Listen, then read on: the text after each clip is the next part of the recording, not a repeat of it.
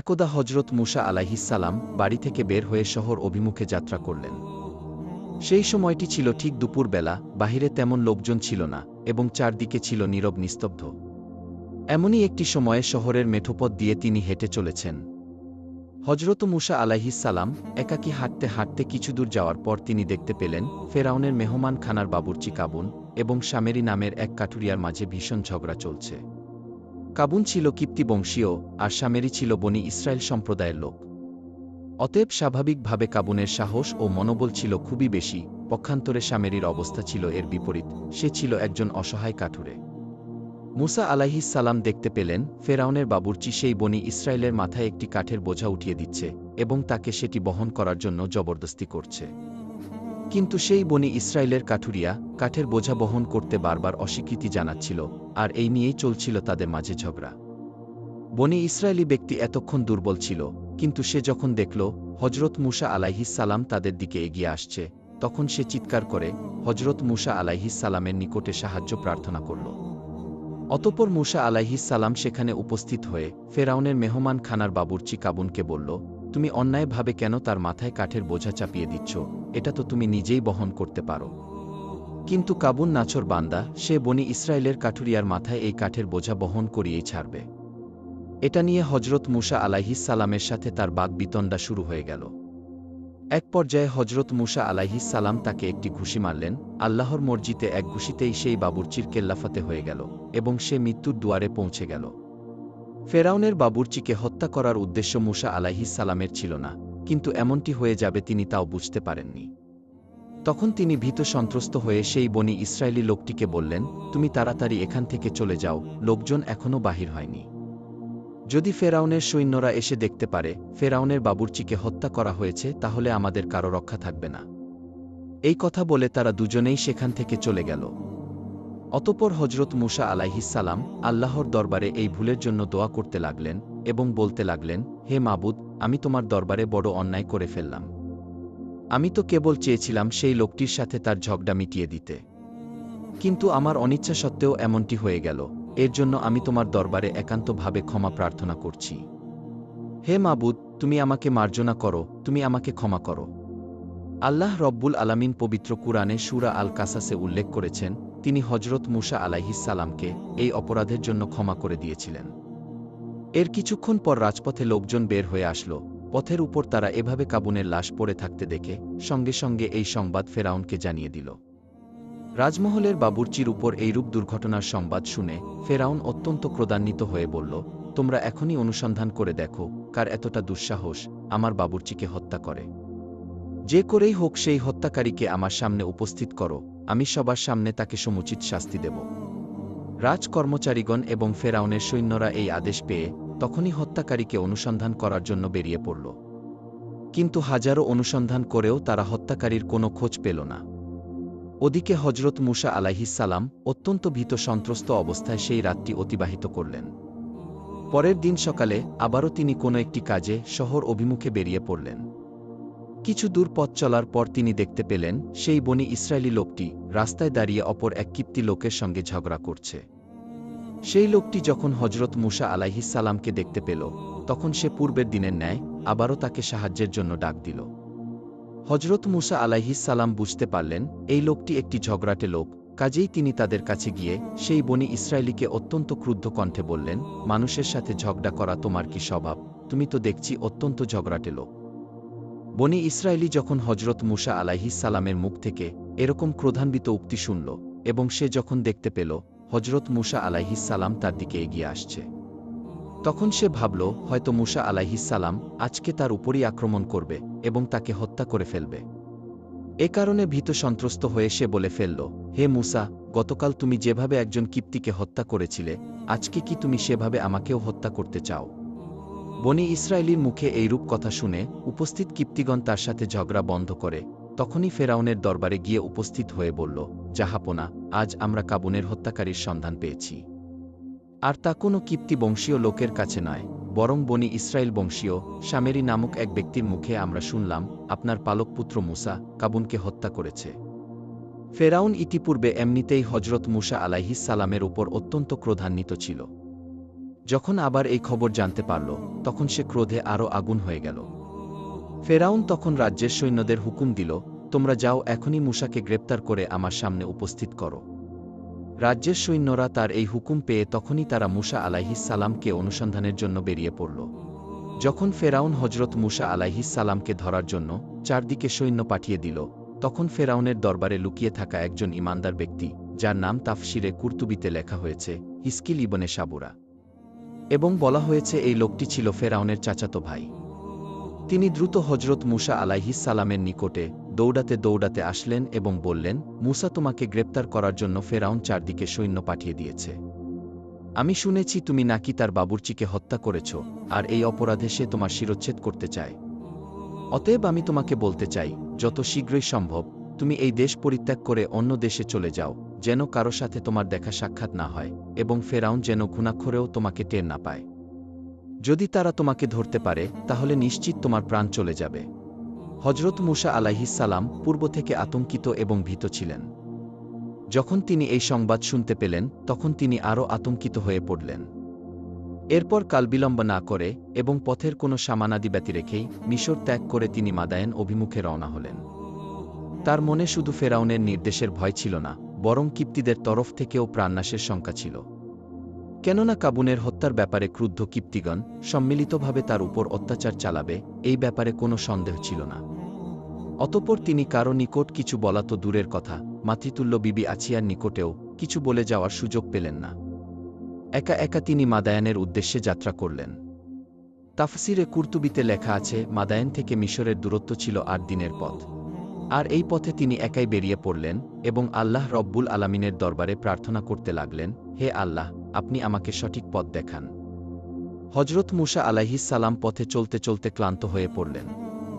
তিনি এতটাই ক্লান্ত হয়ে পড়েছিলেন যে তার পায়ের নখগুলি পর্যন্ত খসে গিয়েছিল এবং তার কাছে কোনো খাবার ছিল না। দীর্ঘ ৮ দিন পর্যন্ত তিনি গাছের পাতা খেয়ে জীবিত ছিলেন এবং তিনি এভাবেই একাধারে চলতে লাগলেন মাদায়েনের দিকে। তিনি পথ চিনতে পারছিলেন না। এ সময় আল্লাহ রব্বুল আলামিন হজরত জিব্রাইল আলাইহিস সালামকে আদেশ দিলেন, হে জিব্রাইল, তুমি যাও, আমার নবী মূসাকে তুমি সঠিক পথ দেখিয়ে দাও। হজরত জিব্রাইল আলাইহিস সালাম তখন তাকে অদৃশ্য থেকে সঠিক পথের সন্ধান দিতে লাগলেন। আর এভাবে আল্লাহ রব্বুল আলামিনের অদৃশ্য সাহায্য প্রাপ্ত হয়ে হজরত মূসা আলাইহিস সালাম মাদায়েনে এসে পৌঁছালেন। যখন তিনি মাদায়েনে এসে পৌঁছালেন, তখন তিনি অত্যন্ত ক্লান্ত ছিলেন, ক্লান্তিতে তার শরীর একেবারে ভেঙে আসছিল। তখন তিনি বিশ্রাম গ্রহণের জন্য একটি বৃক্ষের ছায়ায় উপবেশন করেন এবং সেখানেই তিনি বিশ্রাম গ্রহণ করেন। কিছুক্ষণ পরে তিনি দেখতে পেলেন তার অনতিদূরে একটি পানির কূপ রয়েছে এবং অনেকগুলি রাখাল সেই কূপ থেকে পানি উঠিয়ে তাদের বকরি ও মেষগুলিকে পানি পান করাচ্ছে।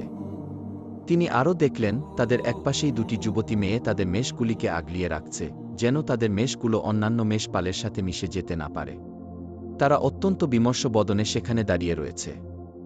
হজরত মূসা আলাইহিস সালাম আরও দেখলেন সেই রাখালগুলি তাদের বকরি ও মেষগুলোকে পানি পান করানোর পরে সেই কূপের মুখটি একটি বড় পাথর দিয়ে ঢেকে রেখে চলে গেল। এই যুবতী মেয়ে দুটি ছিল তৎকালীন নবী হজরত শুয়াইব আলাইহিস সালামের কন্যা। তাদের অভ্যাস ছিল তারা প্রতিদিন তাদের ছাগল ও মেষগুলোকে নিয়ে কূপের পাশে পানি পান করতে আসত। যখন সকল রাখালগুলো তাদের মেষ এবং বকরিগুলোকে পানি পান করিয়ে চলে যেত, তখন হজরত শুয়াইব আলাইহিস সালামের দুই কন্যা তাদের অবশিষ্ট পানি তাদের বকরিগুলিকে পান করাতেন।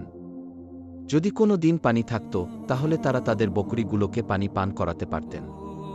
আর যদি কোনো দিন পানি না থাকত, তাহলে তাদের বকরিগুলো পিপাসার্ত থেকে যেত এবং এই কাজ করতে গিয়ে তাদের প্রতিদিন অনেক বিলম্ব করে বাড়ি ফিরতে হতো। হজরত মূসা আলাইহিস সালাম দূর থেকে এই দৃশ্য দেখে মেয়ে দুটির প্রতি তার দয়া হল। তিনি তাদের কাছে গিয়ে তাদেরকে জিজ্ঞাসা করলেন, তোমরা চুপচাপ এখানে দাঁড়িয়ে আছো কেন? তোমরা কি উদ্দেশ্যে এখানে আগমন করেছ? কন্যা দুটি জবাব দিল, জনাব, আমরা মেয়ে মানুষ, কাজেই পুরুষ মানুষের সাথে হুড়োহুড়ি করে আমরা আমাদের পশুগুলোকে পানি পান করাতে সক্ষম নই। এই পুরুষ রাখালগুলো যখন তাদের পশুগুলোকে পানি পান করিয়ে চলে যায়, তখন আমরা তাদের অবশিষ্ট পানি আমাদের পশুগুলোকে পান করাই। আর আমাদের পিতা অত্যন্ত বৃদ্ধ, তাই তিনি আমাদের পশুগুলোকে পানি পান করাতে আসতে পারেন না। তিনি যদি বৃদ্ধ না হতেন, তাহলে আমাদেরকে এই কষ্ট করতে হতো না। হজরত মূসা আলাইহিস সালাম তাদের এইরূপ কথা শ্রবণ করে বললেন, আমি যদি তোমাদের জন্য এই কূপের পাথর উত্তোলন করে দেই এবং তোমাদের পশুগুলোকে বিশুদ্ধ টাটকা পানি পান করিয়ে দেই, তাহলে তোমরা কি খুশি হবে? কন্যা দুটি হজরত মুসা আলাইহিস সালামের কথা শুনে বললেন, জনাব, কূপের মুখের এই পাথরটি সরাতে অনেক লোকের দরকার হয়, আর আপনি একাই কিভাবে এই পাথরটি সরিয়ে ফেলবেন? এটা তো কোনোভাবেই সম্ভব নয়। তাফসিরে কুরতুবিতে লেখা আছে, সেই কূপের পাথর সরাতে 10 জন লোকের দরকার হতো। হজরত মুসা আলাইহিস সালাম তখন অত্যন্ত ক্ষুধার্ত ছিলেন, কিন্তু তারপরেও তিনি আল্লাহ রব্বুল আলামিনের সাহায্যে অবলীলাক্রমে সেই কূপের মুখ থেকে ভারী পাথরটি সরিয়ে দিলেন। কন্যা দুটি হজরত মুসা আলাইহিস সালামের এরূপ শক্তি দেখে আশ্চর্যান্বিত হয়ে গেল। অতঃপর তারা তাদের বকরিগুলোকে পানি পান করিয়ে দ্রুত তাদের বাড়িতে চলে গেল। আর এদিকে হজরত মুসা আলাইহিস সালাম পুনরায় সেই গাছের ছায়ায় বিশ্রাম করতে লাগলেন। তিনি অত্যন্ত ক্ষুধার্ত ছিলেন, ক্ষুধার কারণে তার পেট পিঠের সাথে লেগে গিয়েছিল, এবং দীর্ঘ 8 দিন পর্যন্ত গাছের পাতা ভক্ষণ করার কারণে তার শরীরের রং হলুদ হয়ে গিয়েছিল। তখন তিনি আল্লাহ রব্বুল আলামিনের কাছে দোয়া করলেন, হে আল্লাহ, আমি আপনার অনুগ্রহের মুখাপেক্ষী হয়ে পড়েছি, আপনি আমাকে সাহায্য করুন। ওলামায়ে কেরামগণ বলেন, হজরত মুসা আলাইহিস সালাম আল্লাহ রব্বুল আলামিনের কাছে এই দোয়ার মাধ্যমে খাবারের প্রার্থনা করেছিলেন, এবং আল্লাহ রব্বুল আলামিন তার এই দোয়া কবুলও করলেন। এদিকে হজরত শুয়াইব আলাইহিস সালামের 2 কন্যা প্রতিদিনের চাইতে আজকে দ্রুত বাড়ি ফিরে আসল। এটা দেখে হজরত শুয়াইব আলাইহিস সালাম তাদেরকে জিজ্ঞাসা করলেন, আজকে তোমরা এত তাড়াতাড়ি কিভাবে বাড়িতে ফিরে আসলে? তখন তার বড় কন্যা উত্তর দিল, আব্বাজান, আজকে এক বিদেশি সক্ষম ও শক্তিশালী নির্ভরযোগ্য যুবক পানির কূপের অদূরে একটি ছায়াদার বৃক্ষের নিচে বিশ্রাম করছিল। সেই যুবক একাই নলকূপের পাথর সরিয়ে আজ আমাদের পশুগুলোকে বিশুদ্ধ টাটকা পানি পান করিয়ে দিয়েছে। আজকে আমাদের কোনো পরিশ্রম করতে হয়নি, তাই আমরা দ্রুত বাড়ি ফিরে আসতে পেরেছি। তখন শুয়াইব আলাইহিস সালাম বললেন, কে এমন বিদেশি যুবক যে তোমাদের সাথে এরূপ মহানুভবতার পরিচয় দিল? আচ্ছা, তোমাদের যে কেউ একজন গিয়ে দেখে আসো, সেই যুবক এখনও সেখানে আছে নাকি চলে গেছে। যদি এখনও সে বসে থাকে, তবে তাকে ডেকে বাড়িতে নিয়ে আসো। তার এই পরিশ্রমের কারণে তাকে একটা প্রতিদান অবশ্যই দিতে হবে। পিতার আদেশ অনুসারে হজরত শুয়াইব আলাইহিস সালামের বড় কন্যা সফুরা তখন হজরত মুসা আলাইহিস সালামের সন্ধানে বেরিয়ে পড়লেন। তিনি সেখানে গিয়ে দেখলেন হজরত মুসা আলাইহিস সালাম তখনও সেই গাছের নিচে বিশ্রাম করতেছেন। তখন সফুরা সলজ্জ বদনে তার সামনে দাঁড়িয়ে বললেন, জনাব, আমার পিতা আপনাকে আমার সাথে আমাদের বাড়িতে যেতে বলেছেন। হজরত মুসা আলাইহিস সালাম সফুরার কথা শুনে কোনো বাক্য ব্যয় না করে তখনই রওনার জন্য প্রস্তুত হলেন। প্রথমে নবী কন্যা সফুরা হজরত মুসা আলাইহিস সালামের সামনে চলতে লাগলেন। হজরত মুসা আলাইহিস সালাম তখন তাকে বললেন, হে মহিয়সী নারী, আপনি আমার পিছনে চলুন, আমি আপনার সম্মুখে চলি। কেননা আমার চোখে আপনার পায়ের সৌন্দর্য পরিলক্ষিত হচ্ছে, আমি চাই না কোনো বেগানা নারীর সৌন্দর্য দর্শন করতে। হজরত মুসা আলাইহিস সালামের এই কথা শুনে সফুরা বললেন, জনাব, আপনি তো আমাদের বাড়ির পথ চিনবেন না, এই কারণেই আমি আপনার সামনে হাঁটতেছি। হজরত মুসা আলাইহিস সালাম বললেন, আমি আপনার সামনে হাঁটতে থাকি, যদি আমি পথ ভুল করে অন্য পথে চলে যাই, তখন আপনি পিছন থেকে আমাকে সঠিক পথ বলে দেবেন। অতঃপর সফুরা পিছনে এবং হজরত মুসা আলাইহিস সালাম তার সামনে চলতে লাগলেন।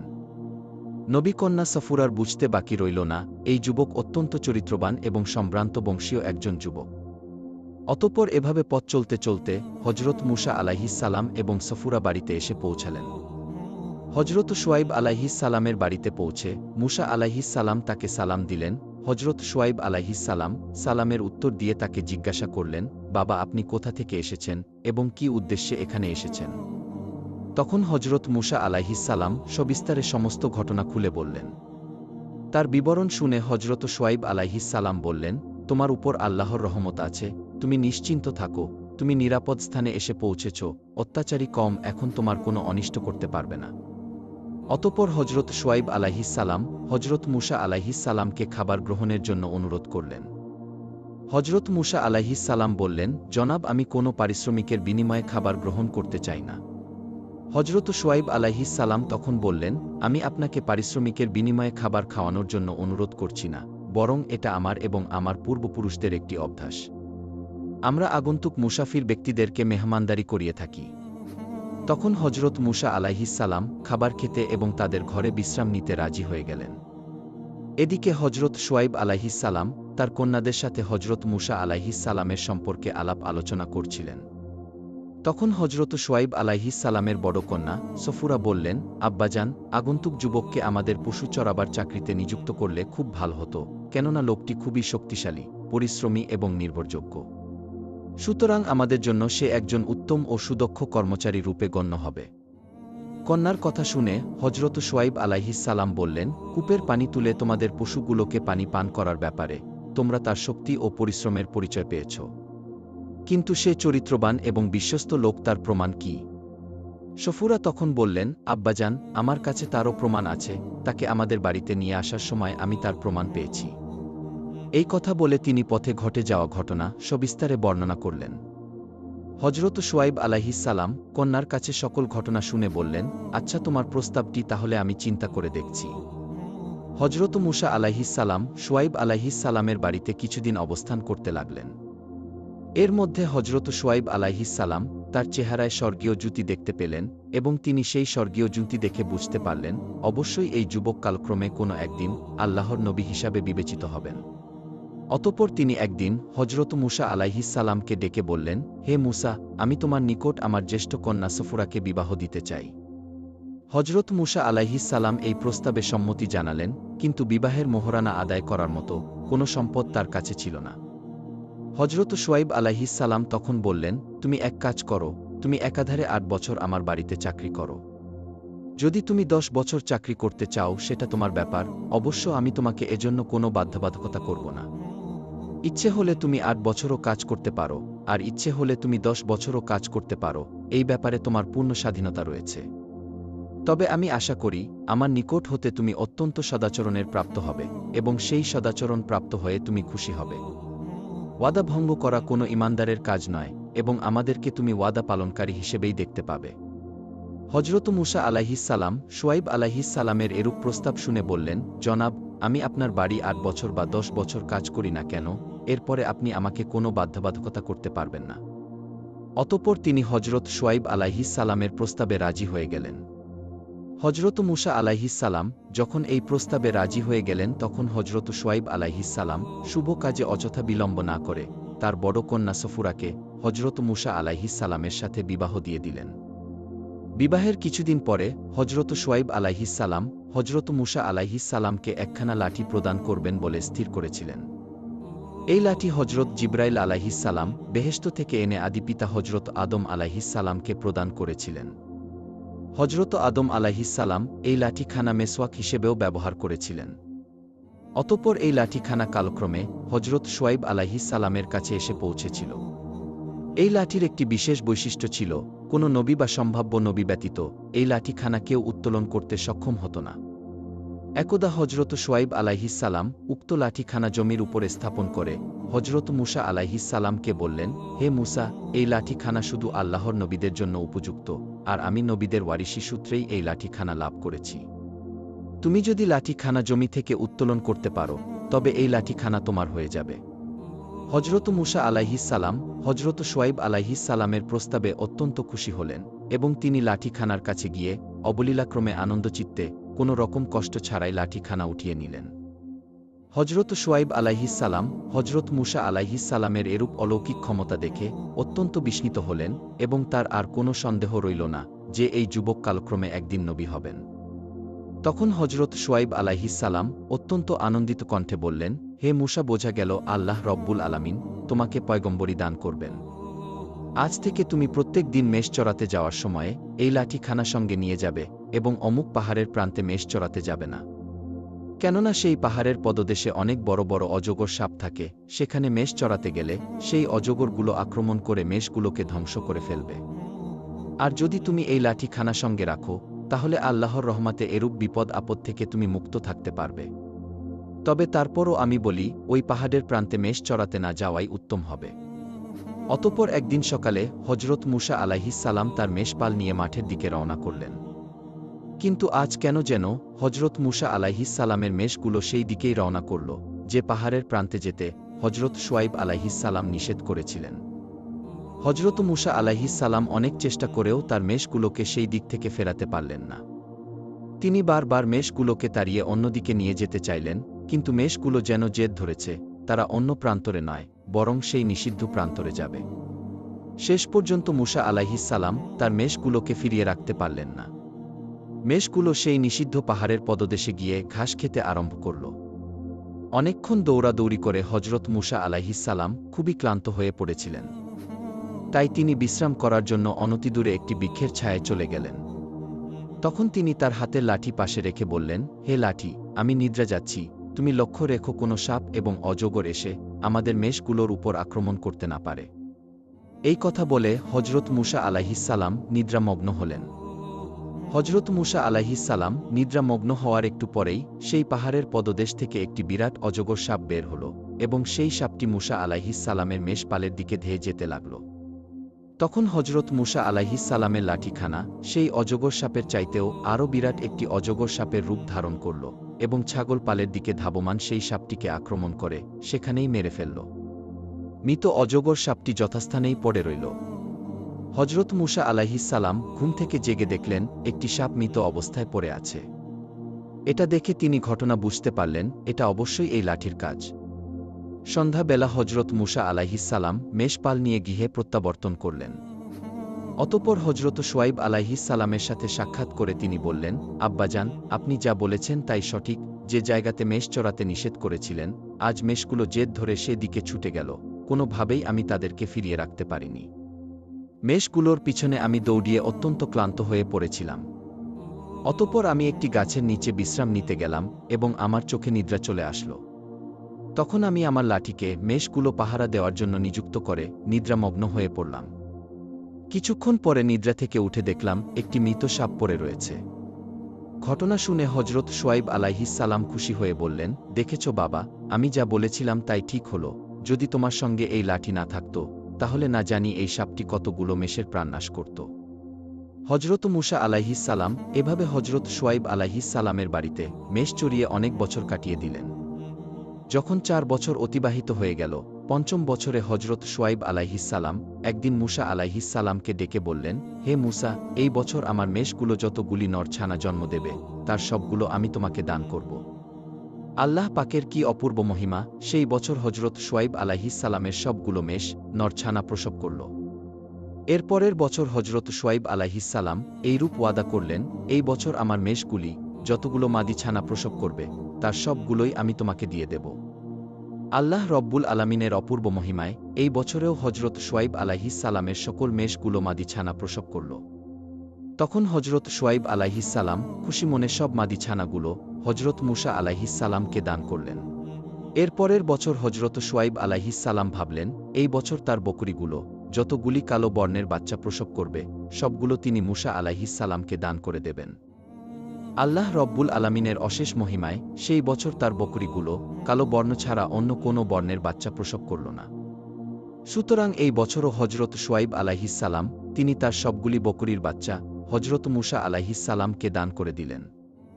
এভাবে পরবর্তী বছরে হজরত শুআয়ব আলাইহিসসালাম বললেন, এই বছর সাদা বর্ণের যতগুলি বাচ্চা আমার বকরিগুলো প্রসব করবে আমি সবগুলো মুসাকে দান করে দেব। আল্লাহর মহিমায় সেই বছর প্রত্যেকটি বকরি সাদা বর্ণের বাচ্চা প্রসব করল। হজরত শুআয়ব আলাইহিসসালাম তখন সেই বাচ্চাগুলোকে হজরত মুসা আলাইহিসসালামকে দান করে দিলেন। এর ফলে হজরত মুসা আলাইহিসসালামের বকরির সংখ্যা হজরত শুআয়ব আলাইহিসসালামের বকরির দ্বিগুণ হয়ে গেল। হজরত মুসা আলাইহিসসালাম 8 বছর হজরত শুআয়ব আলাইহিসসালামের অধীনে চাকরি করার পরে তিনি স্বেচ্ছায় আরও 2 বছর মেয়াদ পূর্ণ করলেন। অতঃপর হজরত শুআয়ব আলাইহিসসালাম তাকে বললেন, হে মুসা, তোমার স্ত্রী, পরিবার এবং ধনসম্পদ নিয়ে যেখানে ইচ্ছা সেখানে চলে যেতে পারো। আর যদি তুমি চাও তাহলে আমার এখানে থেকে যেতে পারো, এতে আমার কিছু বলার বা আপত্তি করার নেই। অতঃপর হজরত মুসা আলাইহিসসালাম তার স্ত্রী, পুত্র, পরিবার পরিজন এবং ধনসম্পদ নিয়ে স্বদেশের পানে যাত্রা করার ইচ্ছা করলেন। প্রিয় দর্শক, এটাই ছিল হজরত মুসা আলাইহিসসালামের আশ্চর্যজনক বিবাহের ঘটনা। আল্লাহ রব্বুল আলামিন আমাদেরকে এই ঘটনাটি থেকে পরিপূর্ণ শিক্ষা গ্রহণ করার তৌফিক দান করুন।